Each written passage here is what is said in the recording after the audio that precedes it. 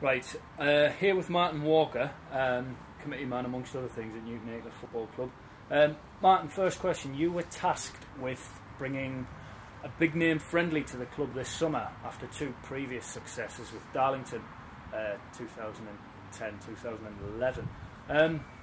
How do you go about such a project?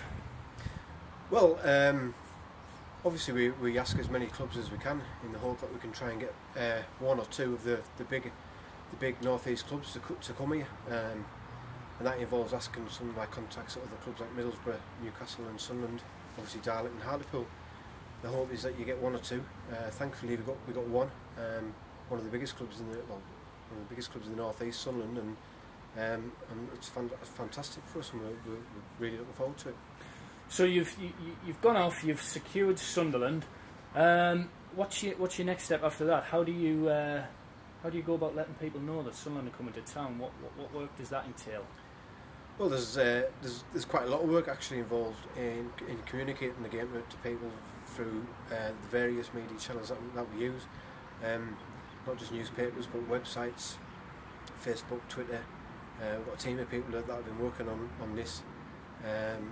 Putting posters together, flyers that we've been putting around town.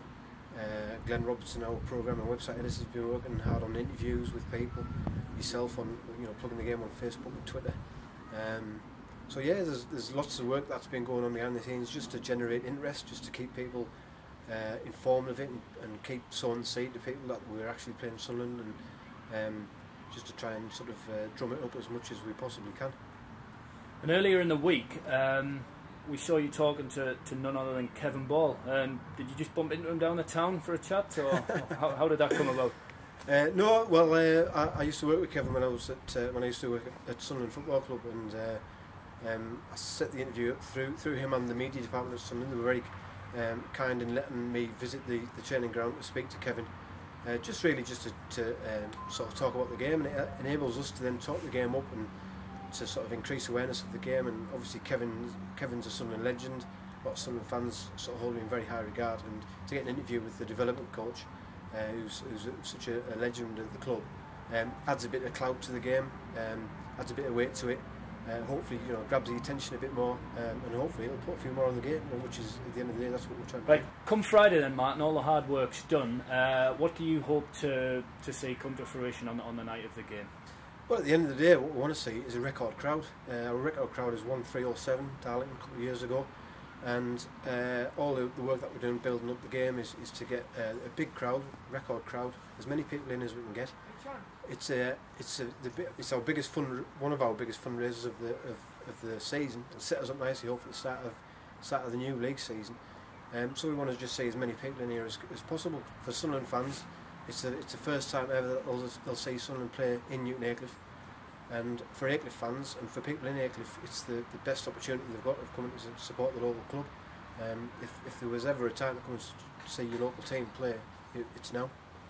Okay, and the final whistle goes on Friday night, Martin, and that's your hard work done, is it, for the season, or have you got any other projects in the pipeline for the club? No, as you know, our work's ongoing. It's all year round, and we're always looking at ways to raise funds and to organise events. And I think in a couple of days we'll be announcing a couple of big events. One a sportsman's dinner with quite a high-profile speaker for that. Sponsored walk, other events in between now and Christmas.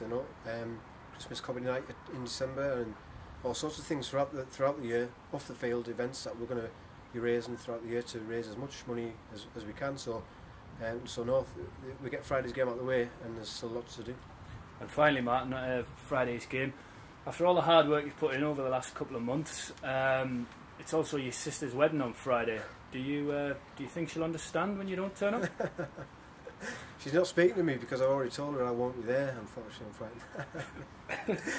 No, unfortunately, I won't be here on Friday, which will be a big disappointment for me. But I'm obviously, I'm sure the people will understand why.